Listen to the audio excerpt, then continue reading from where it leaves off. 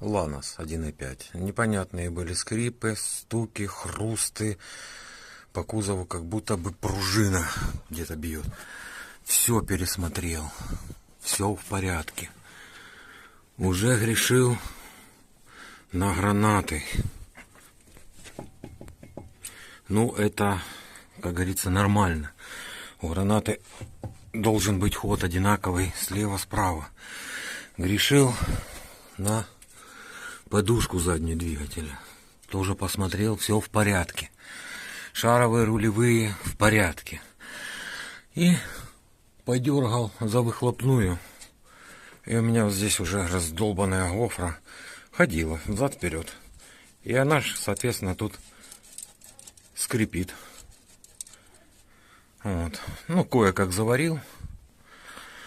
Сейчас не ходит. А так ходила туда-сюда, туда-сюда.